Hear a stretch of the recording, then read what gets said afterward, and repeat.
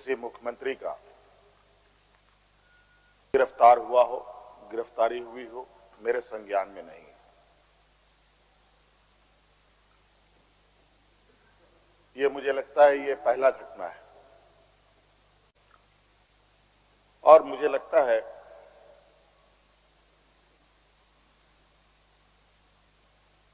इस घटना को अंजाम देने में कहीं ना कहीं राजभवन भी शामिल रहा है।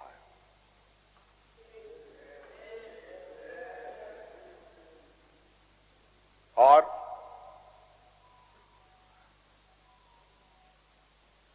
जिस तरीके से ये घटना घटित हुई है, मैं बहुत आश्चर्यचकित हूं।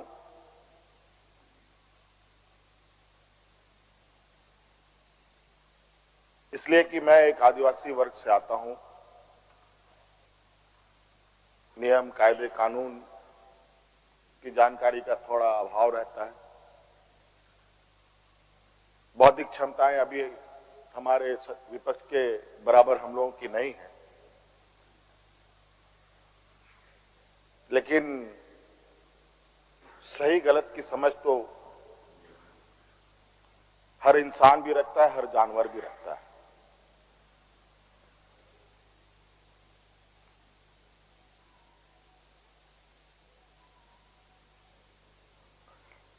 अध्यक्ष महोदय, बड़ी सुनियोजित तरीके से, बड़े लंबे समय से 2022 से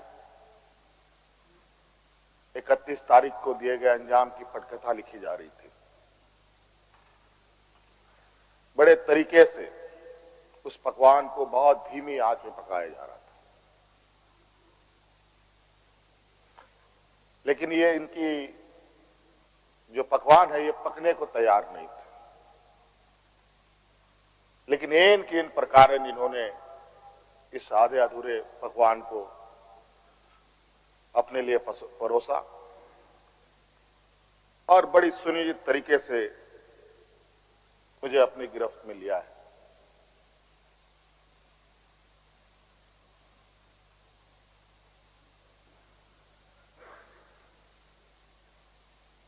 और आज कहीं ना कहीं ऐसा लगता है अध्यक्ष महोदय कि बाबा भीमराव अंबेडकर जी का जो सपना था कि सभी जात धर्म के लोग एक समान प्लेटफॉर्म पे आए, एक बराबरी और एक साथ चले, मुझे लगता है कि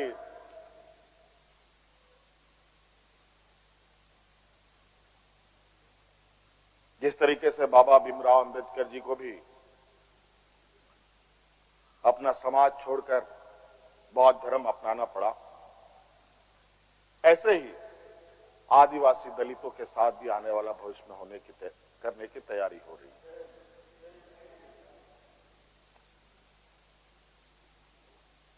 बड़ा सुनियोजित तरीके से अनेकों कालखंड को देखेंगे अध्यक्ष महोदय, जो इन आदिवासी दलित पिछड़े अल्पसंख्यक के ऊपर अत्याचार हुए हैं, वो अत्याचार अध्यक्ष महोदय नए नए चेहरे, नए नए शक्ल, नए नए रूप में दिखते रहे हैं। आज उसी का जीता जागता उदाहरण 31 जनवरी को देखने को मिला है।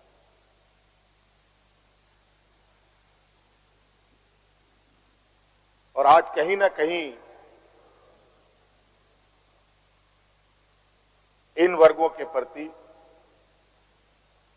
जो हमारे सत्ता पक्ष की घृणाएं हैं, ना जाने इनकी घृणाएं इतनी, इनको ताकत कहां से मिलती है, ये हमारे समझ से परे है।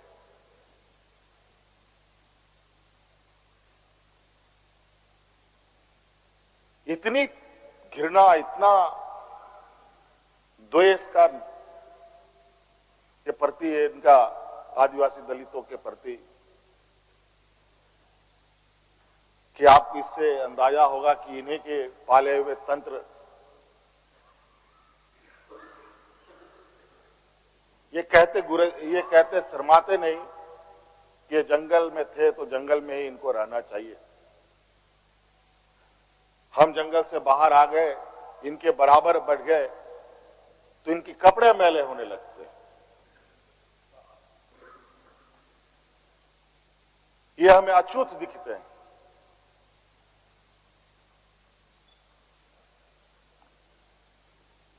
और इन्हीं विडंबना को तोड़ने के लिए हमने एक प्रयास किया था अध्यक्ष महोदय, क्योंकि झारखंड आदिवासी दलित पिछड़ा राज्य है, इन समूह को आगे बढ़ने का, इनका मार्ग प्रशस्त करने में हमने कोई कमी नहीं छोड़ी। इनका बस चले तो हम अभी भी जंगल में जाकर के वही 50-100 साल पुरानी जिंदगी में जिए। और मुझे इसका आभास था अध्यक्ष महोदय, जो इनके अंदर छुपी कुंठा है वो आए दिन ये बयां करती थी, इनके आचरणों से, इनके बयानों से।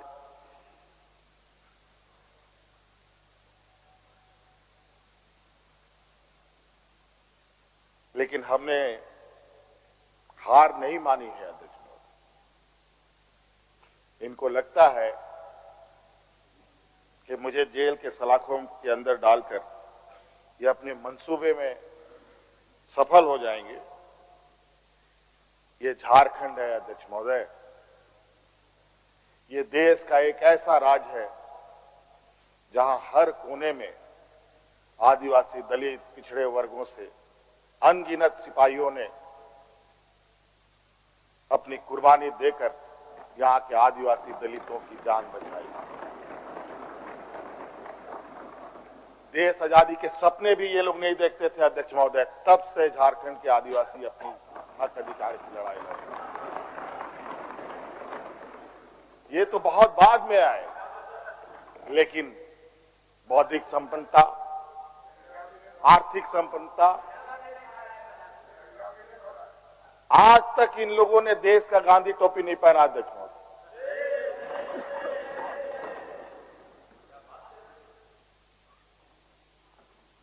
अध्यक्ष महोदय, ईडी, सीबीआई, इनकम टैक्स, जिनको देश के विशेष और काफी संवेदनशील व्यवस्थाएं कही जाती है, जहां करोड़ों रुपया, 12 लाख 14 लाख करोड़ रुपया डकार कर इनके सहयोगी विदेश में जाके बैठे हैं, उनका एक बाल बाका करने का औकात इनके पास नहीं है। इनके पास औकात है देश के आदिवासी दलित पिछड़े के ऊपर, और बेगुनाह लोगों पर, और उसमें भी गुनाह किया हो तब की बात तो अलग है, बेगुनाहों पर अत्याचार कर। आज मुझे किस लिए अरेस्ट किया गया अध्यक्ष महोदय? 8.5 एकड़ जमीन के घोटाले पर। अगर है हिम्मत सदन में तो कागज पटक कर दिखाए कि 8.5 एकड़ का जमीन हेमंत सोरेन के नाम पर है। अगर होगा मैं उस दिन से राजनीति से इस्तीफा दे दूंगा। अध्यक्ष महोदय,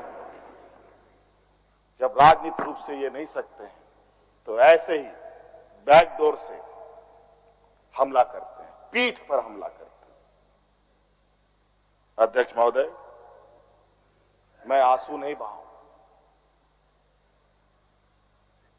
आंसू वक्त के लिए रखूंगा। आप लोगों के लिए आंसू का कोई मतलब नहीं। आदिवासी दलितों का, पिछड़ों का, आदिवासी के आंसुओं का कोई मोल नहीं। वक्त आने पर हम इनके एक एक सवालों का जवाब और एक एक इनके षड्यंत्र का जवाब वक्त आने पर बड़ी माकूल तरीके से दिया जाएगा। एक्चुअली दुर्भाग्य है अध्यक्ष महोदय इस राज्य का, तथाकथित हमारे राज्य के ही कुछ लोग जो ऐसे सामंती विचार वाले के चरणों में जाकर के झुककर उनकी सेवा और पूजा अर्चना में लगे, नहीं तो इस राज की इतनी दुर्दशा नहीं होती। अध्यक्ष, राज अलग हुए 23 साल हो रहे हैं, 24 साल हो गए अध्यक्ष महोदय। किसने सबसे अधिक राज किया इस राज्य में? ये मुझे बोलने का जरूरत नहीं है, किसी को बताने की भी जरूरत नहीं। सब अपने गिरेबान में देखें, सबको पता चलेगा कौन कहां बैठा, किसने क्या काम किया। घोटाले इनको 2024 से ही नजर आ रहे हैं, 2000 से नजर नहीं आ रहे, 2019 से ही इनको नजर आ रहे हैं। आज ये नहीं चाहते अध्यक्ष महोदय, देश का आदिवासी, दलित, पिछड़ा, अल्पसंख्यक देश के सर्वोच्च स्थान पर पहुंचे। ये नहीं चाहते कि ये जज बने, ये नहीं चाहते ये आईएएस आईपीएस बने, ये नहीं चाहते ये राजनेता बने। इन्हीं के साथ बैठे लोग हैं। इन लोगों ने भी आदिवासी नेता बनाया था मुख्यमंत्री। बता दीजिए इन कितने आदिवासियों ने 5 साल पूरे किए। और मुझे पता था ये मुझे भी 5 साल पूरा करने में रोड़े अटकाएंगे, और नतीजा ये हुआ, आखिरी सांस तक कुछ भी करो 5 साल पूरा नहीं होना चाहिए, रिकॉर्ड में नहीं लिखना चाहिए, रजिस्टर में नाम नहीं आना चाहिए। बस यही। अध्यक्ष महोदय, हम लोगों ने सर झुकाकर चलना नहीं सीखा। यही खासियत है आदिवासियों। लेकिन होता है कि सरसों में ही भूत है तो सारा भूत भागेगा का, माफ कीजिएगा, सरसों में ही भूत है तो भूत भागेगा का। यहां कुछ भूत ऐसे भी हैं जिसकी वजह से ये कठिनाइयों का सामना करना पड़ता है। बहुत प्रयास हुआ, जब जब हम लोगों ने अलग राज्य का परिकल्पना किया तब भी इन लोगों ने हंसी उड़ाई कि आदिवासी लोग अलग राज लेगा। जब हम सत्ता में आए, आदिवासी सत्ता चला पाएगा, कुछ दिनों में गिर जाएगा। मैं हवाई जहाजों में चलता था अध्यक्ष महोदय, उसमें भी इनको तकलीफ। मैं 5 स्टार होटलों में रुकता था, उसमें भी इनको तकलीफ। मैं BMW कार में घूमता हूं, उसमें भी इनको तकलीफ।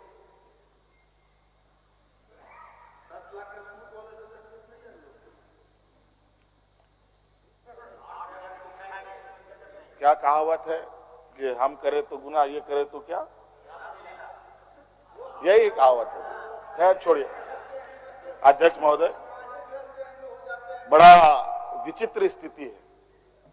अब जो स्थिति दिखाई दे रहा है अध्यक्ष महोदय, कुल मिलाकर झारखंड के परिप्रेक्ष्य के अलावा पूरे देश के पैमाने में अब आदिवासी, दलित, पिछड़ा, अल्पसंख्यक सुरक्षित नहीं। विशेषकर झारखंड में तो यहां के खनिज संपदाओं को, जो वर्षों से इस पर लोगों की गिद्ध नजर है और आगे भी रहेगी। ये तो हम थे अध्यक्ष महोदय, ये बहुत फूक फूक करके उनको आगे बढ़ना पड़ता था। ये खुला दरवाजे की आदी हो चुके हैं, इनको कोई रोक टोक नहीं कर सकता। जो इनके सामने आएगा वो इसी तरीके के अंजाम से उसको गुजरना पड़ेगा। और इनको लगता है ऐसे अंजाम देने से झारखंड के लोग घबरा जाएंगे। ये आप लोगों की बहुत बड़ी भूल है, और इतनी बड़ी ये भूल होगी जो झारखंड का इतिहास आपको कभी माफ नहीं करेगा। अध्यक्ष महोदय,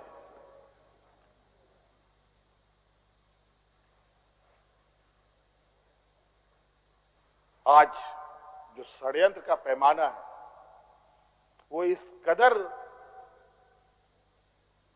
बड़े उसके जो दायरे बने हैं, कानून के अंदर रह करके गैर कानूनी काम करना कैसा हो, ये कर किसी से सीखना हो तो इन लोगों से सीखिए और इनके संस्थाओं से सीखिए।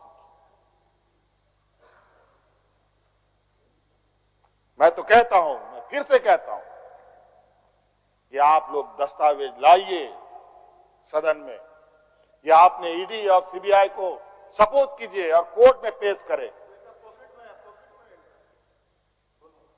एक भी दस्तावेज अगर आप लोग निकाल के दिखा दें कि हमने 8.5 एकड़ जमीन हड़पी है, तो मैं उसी दिन राजनीति से संन्यास किया, झारखंड छोड़ के चला जाऊं। अब इनको नहीं मिला तो हमारे बीवी, बच्चों, परिवारजनों के खाता वही ढूंढने में लगे। ये पैसा कहां से आया, वो पैसा कहां से आया, ये आया, वो आया। अध्यक्ष महोदय, असमानताएं देखिए इसी सदन के अंदर। जो सरकार के द्वारा उपलब्ध कराए जा रहे ऋण, जो यहाँ के आदिवासी विधायकों को कितने वर्षों के लिए मिलता है और गैर आदिवासियों को कितने सालों के लिए मिलता है।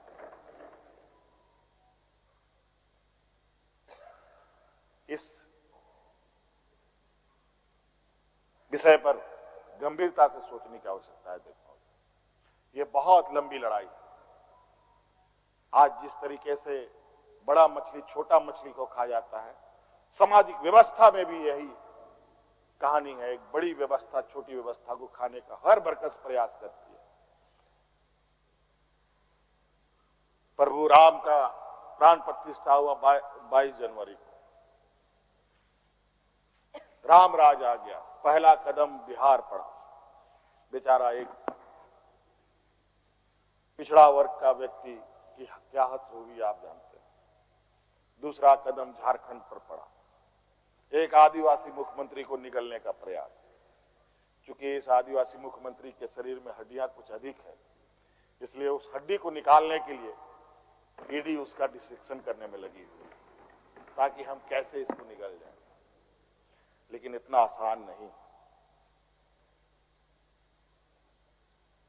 गलती से गले में फंस गया तो पूरा का पूरा आंतड़ी फाड़ के बाहर। इस वजह से संभल के खाने का कोशिश कीजिएगा। इस वजह से अध्यक्ष महोदय, मुझे कोई गम नहीं कि मुझे आज ईडी ने पकड़ा। जिस तरीके से बंधुदा का सदस्यता लिया, ये आप चुनाव नहीं लड़ सकते हैं। हो सकता है मेरा भी यही आस करे। सत्ता लुलुपता के लिए हम लोग कभी नहीं आए अध्यक्ष महोदय। लेकिन ये बात मैं इस सदन में कहना चाहूंगा कि झारखंड मुक्ति मोर्चा का उदय झारखंड के मान सम्मान स्वाभिमान को बचाने के लिए हुआ है। और इस मान सम्मान स्वाभिमान के प्रति जो भी बुरी नजर डालेगा, उसको हम मुंह तोड़ जवाब देंगे, चाहे राजनीतिक रूप से हो, चाहे कानूनी रूप से हो, चाहे वो किसी भी जंग मैदान में हो। ये हमारा संकल्प है। ना हम पीछे हटे हैं, ना हम लोगों ने पीठ दिखाई है अध्यक्ष महोदय। इसलिए अध्यक्ष महोदय, मुझे तो कोर्ट का आदेश है कि मीडिया के सामने या बाहर वक्तव्य नहीं देना है। तो हमने ईडी वाले से पूछा, क्या सदन में भी बात नहीं रखनी है? तो उन्होंने ये भी कहा, नहीं सदन में भी आप नहीं रख सकते। हम बोले वाह। तो मैंने कहा कि आइए स्पीकर साहब के टेबल में खड़े हो जाइए, बैठ जाइए, वहां से आदेश जारी कीजिए, फिर हम चुप हो जाएंगे। ये स्थिति है अध्यक्ष महोदय। अब उस दिन का इंतजार है। अभी तो गवर्नर हाउस का कोरम पूरा हो गया। अब विधानसभा से लोग कब अरेस्ट होंगे, राष्ट्रपति भवन से कब अरेस्ट होंगे, लोकसभा राज्यसभा से लोग कब अरेस्ट होंगे। 150, 200 सांसदों का निलंबन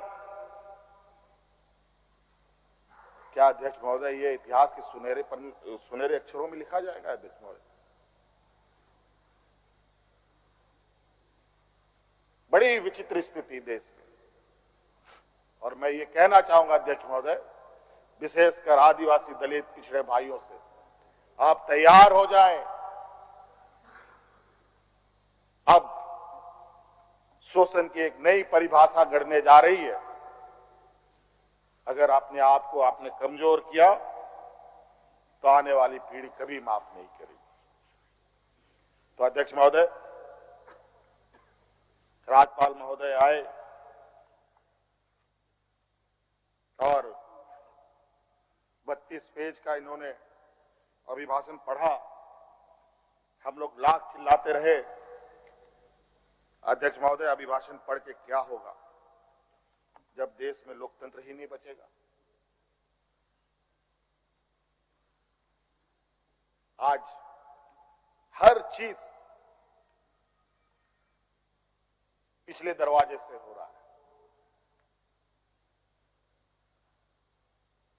अध्यक्ष महोदय, खैर इतना तो हम लोग बुद्धि ज्ञान है नहीं, लेकिन समय ऐसा भी नहीं है, समय से बड़ा बलवान धरती में कोई नहीं है। और वक्त फिर घूमेगा और फिर हम आपके सामने उपस्थित होंगे और इतनी मजबूती के साथ उपस्थित होंगे कि फिर जो षड्यंत्र कर रहे हैं वो षड्यंत्र आपके धरे के धरे रहे और इस देश के और अपने राज्य के आदिवासी दलित पिछड़ों के लिए जो संघर्ष करना होगा वो करते रहेंगे। धन्यवाद।